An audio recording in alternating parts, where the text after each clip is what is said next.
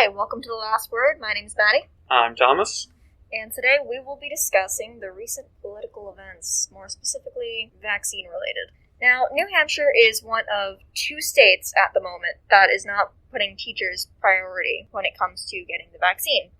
As of right now, teachers are not expected to receive it until March. Megan Tuttle, president of the National Education Association's New Hampshire chapter, has spoken out about this, trying to get a seat with Sununu in person to talk about it. But as of right now, Sununu's view is that teachers do not make up the 95% of the people who are dying. As of right now, it is people of 65 and over, people who are medically vulnerable, residents with developmental disabilities, and staff in those settings, corrections officers and staff, and populations that experience health disparities. And see, the issue with this is he's simply looking at fatalities when COVID-19 is a disease that causes, you have to look at the morbidity of it too. People come out of it with long-term health effects. Their lungs don't work, they lose their senses for some of them, their kidneys go into a bit of an overdrive, their liver gets damaged. Like, everything about the body gets damaged in some sort of way with COVID-19. And so when Sununu is putting ski patrols above teachers, it's insulting to them because they're doing the one thing in society that keeps society actually going, giving the education we need to continue going forward.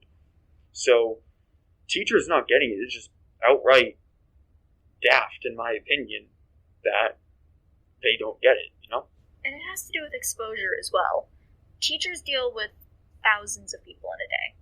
They deal with all of their students in all of their classes for extended periods of time, and that exposes all of those students to those health risks. And then those students expose the people that they talk to every day, and so on and so forth. So it really just, it spreads it out a lot more than is necessary.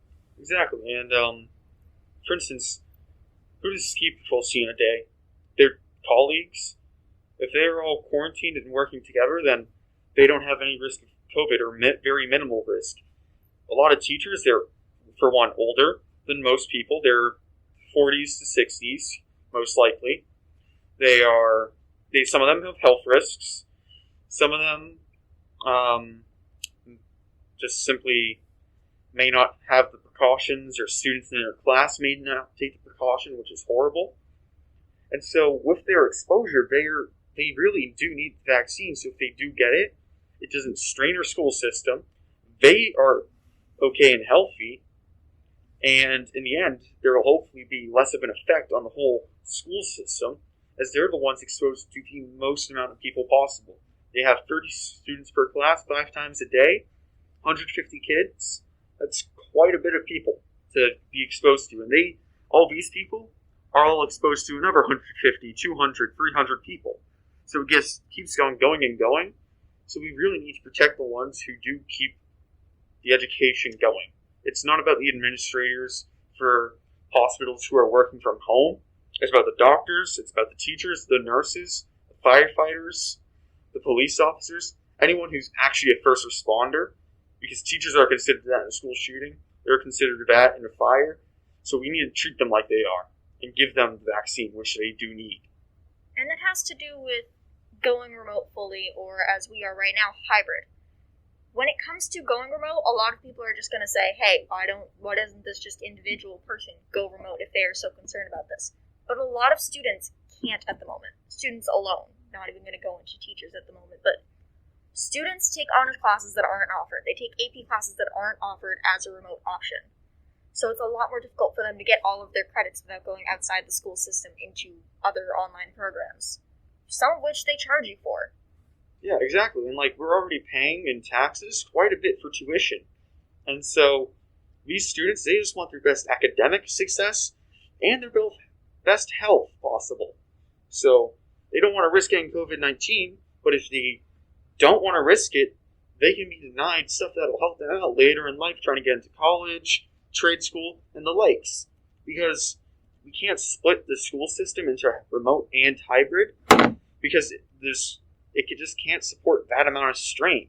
If we do one or the other, we can actually support it. And I believe us going either full remote is the best option of the two, or going full hybrid, just to keep some consistency and to figure out how we're going to be doing things for the rest of the year.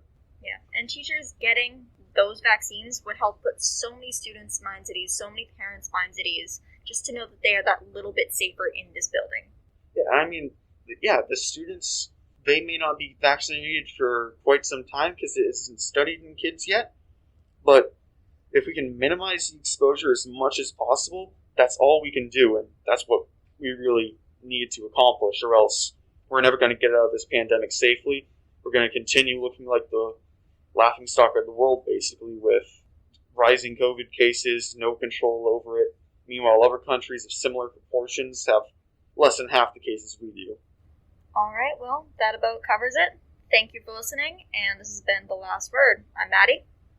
I'm Thomas. Have a good one.